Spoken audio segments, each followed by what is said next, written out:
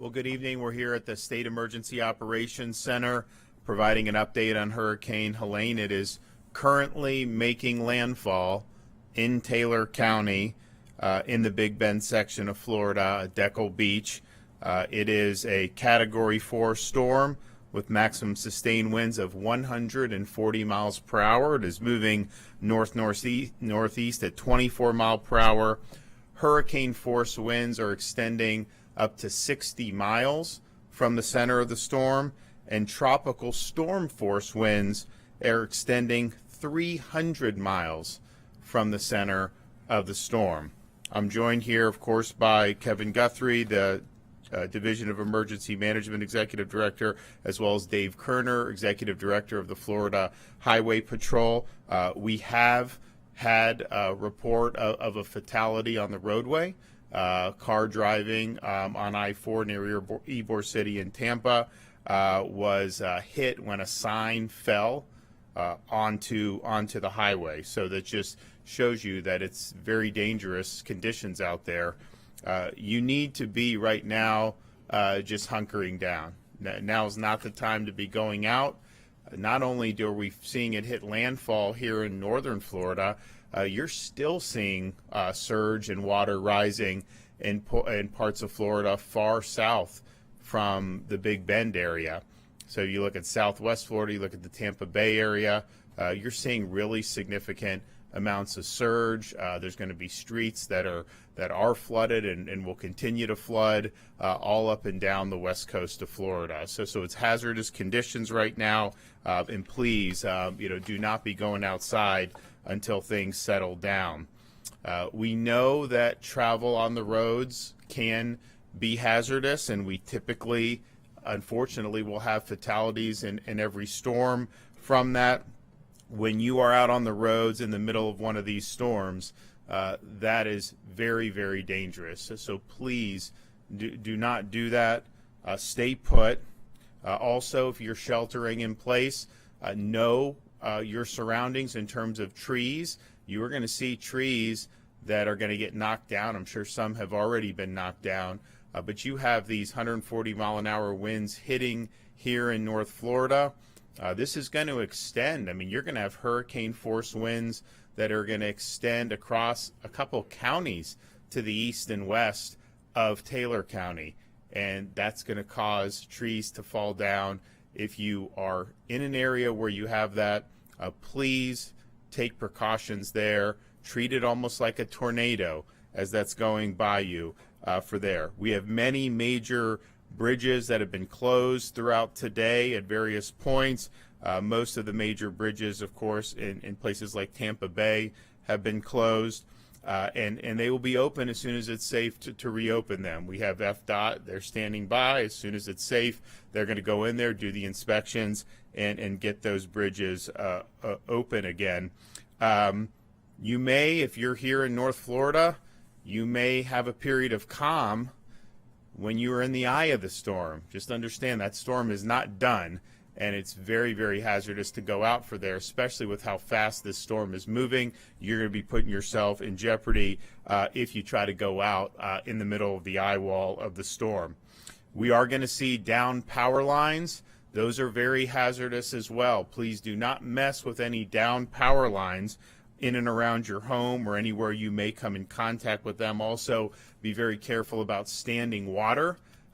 People get up in the morning when it's light out. There's going to be standing water in a lot of parts of this state. Don't go trudging through that. There's going to be a lot of hazards that could be in there, and just please be mindful of that. The storm is going to pass, and when it does pass, you're going to have still going to be dark outside. Do not go out in the pitch black trying to navigate any debris or anything. That's just not going to be the safe thing to do. Wait till you get light and you can take stock of what's going on in your property and govern accordingly from there. When you're using ladders, please be safe with that. We do have fatalities involving people climbing on ladders, trying to get to their roofs and falling, and that happens almost every storm. Please just be very careful with that. And also, of course, there's going to be an enormous amount of debris in various places, and you could have down power lines, you could have dangerous objects. Just be very careful when you're around the debris. Also be careful about using a generator. Do not use a generator inside your house. There have been power outages. There's going to be more power outages. You can use a generator, but make sure you're running it outside your home. Keep it away from windows and keep it away from the doors. We have not had fatalities in the more recent storms with misuse of generators, but that has happened in the past, and this is something that's very much avoidable. So the state is ready as soon as this storm passes and it's safe to do so, to commence search and rescue operations. We have 3,500 National Guardsmen standing by. We have our state guards standing by. We have state troopers standing by, and they will be active if need be. And I know we have a lot of our local first responders are going to be ready to be able to be on scene as well as needed. We're also going to be ready for road clearing. There is going to be debris on the roads. We want to get these roads open. We want to make sure that people can travel safely. And so our Florida Department of Transportation is standing by for cut and toss operations, and those will begin as soon as it's safe to do so. They're also going to go in and inspect the bridges so we can ensure they're safe and can be reopened. They have 40 large pumps to be able to pump water out of areas that have flooded, as well as almost 700 generators. And then, of course, another mission is going to be power restoration. We have tens of thousands of linemen that are standing by. I think people have seen some of the pictures that we've seen from TECO, from Duke Energy, from FP&L, and they are going to be on scene probably as soon as it's light outside in the morning. And so you'll have all day Friday, a full day worth of power restoration. I think they're going to get a lot done. Obviously, we're going to have to navigate this debris, and hopefully they're going to be able to have easy access to these power lines. But this is a priority to be able to get the power restored as quickly as possible. And then we're also standing by to help with disaster supplies for people that need them. We have meals ready to eat, of course, the water mission, bottled water, Starlink internet devices, fuel for folks who may need fuel. So that all is standing by and ready to be done. And there'll be a lot more that is going to be done as circumstances warrant. If you need assistance, non-emergency assistance after the storm, you can call the State Assistance Information Line at 1-800-342-3557. Now, this is not for emergencies. If you are in a situation where it's emergency, you make the normal emergency calls. This is for non-emergency assistance involving the aftermath of the storm, and we urge you to call that number if you need help. So we are here. We're going to face the storm in Tallahassee. I think we're on the west side of the storm, but I think the winds are actually going to be very, very significant. And even though the eye of the storm has entered into Taylor County, you are absolutely going to see major, major gusts in Jefferson County, in Wakulla County, in Leon County. That's going to happen. So we'll be here at the EOC through that process. And then when it's safe to kind of be liberated from here, we're going to be out and about surveying the damage and coordinating the response. With that, I will bring up Kevin Guthrie. Thank you, Governor. Hurricane Helene is, as the governor mentioned, is currently making landfall in the Big Bend area of Florida. Please shelter in place, as the governor has said. Stay indoors. Again, I like his analogy of treat this like a tornado right now. Again, those individuals along Deckle Beach, maybe even as close as Steinhatchee, you're probably seeing very, very clear skies right now. That's because you're in the eye of the hurricane. If you can hear us and you have power, please do not go outside. That eye wall is going to close on the back side momentarily, probably within the next 15 to 30 minutes as it continues to make landfall. So please stay indoors. Roads are dangerous due to the flooding, debris, potential downlines. Do not risk it. We have numerous roads that FHP and DOT are responding to now that are underwater, and we do not want anybody to drive through that. So please, again, turn around, do not drown, You never know what's underneath that roadway. If you are hearing trees snapping in your area, take immediate shelter. Go to an interior room away from windows and doors, most likely an interior bathroom. Close the doors and get as low as you possibly can. If you lose power and use the generator, do safely and never indoors, as the governor's already indicated. Once the storm passes, listen to your local authorities for updates. There may be situations where it's not safe for you to return back to your home.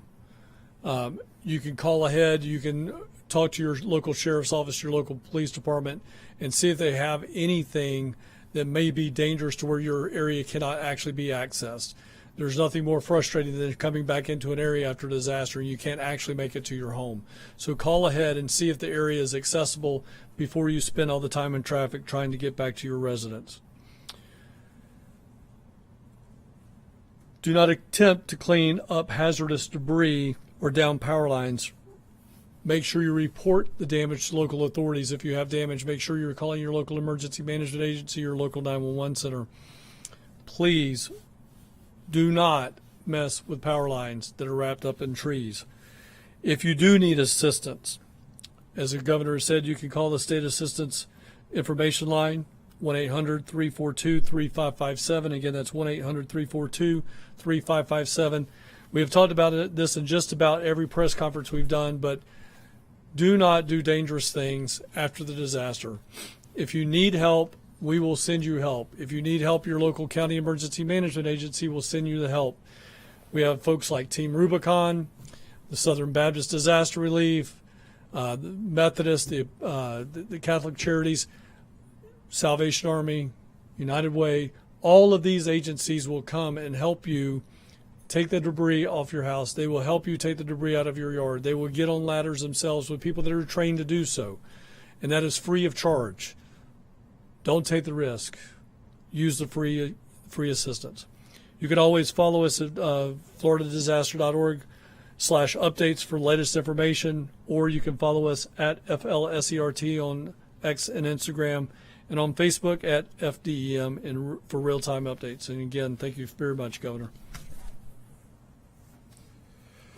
So this is a big storm.